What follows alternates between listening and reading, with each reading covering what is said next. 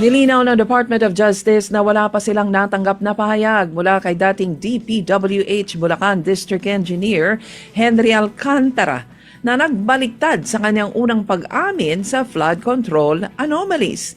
Sinabi ng DOJ na walang written o verbal statement si Alcantara tungkol sa kanyang pagbaliktad.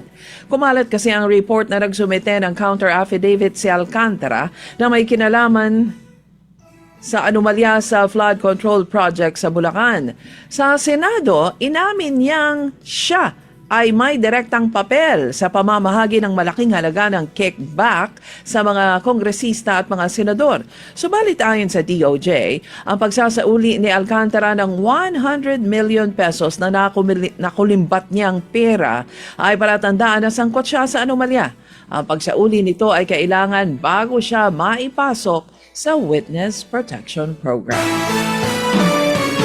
Kung may naghahanda ng impeachment complaint laban kay Vice President Sara Duterte, may grupo rin ng mga kongresista ang naghahandang magsampa ng impeachment complaint laban kay Pangulong Marcos.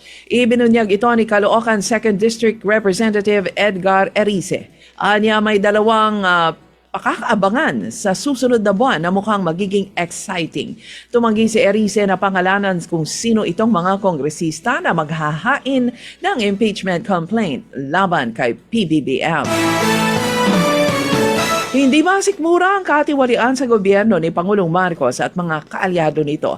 Kaya nagdeklara ng withdrawal of support to the Commander-in-Chief si Army Colonel Odi Mungao. Bago personal na sumuko, sinabi ni Mungao na malinaw pa sa sikat ng araw ang katiwalian kung bakit tahimik ang pamunuan ng Armed Forces at ng PNP. Kung sila'y tunay para sa bayan at hindi para sa iilang kurakot na sa pamahalaan, dapat alisin din nila ang suporta sa presidente.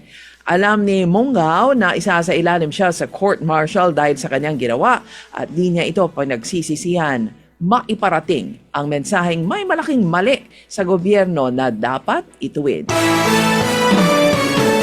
Bilang reaksyon, nagkibit balikat lamang si Pangulong Marcos at sinabing umaasa siya na may dapat managot sa bagay na ito, batay sa ebidensya at dadaan sa tamang proseso ng batas. Sinabi ni Palace spokesperson Claire Castro na due process ang paiiralin at kung ano ang itinatakda ng batas. Yon ang ipatutupad ng administrasyon. Ayon naman kay Army Training Command Director Major General Michael Luhico, nasa custody na ng AFP si Mungao matapos na siya ay personal at voluntaryong sumuko. Nasa 63 katao na ang nagkaroon ng super flu sa bansa batay sa pinakabagong datos ng Department of Health.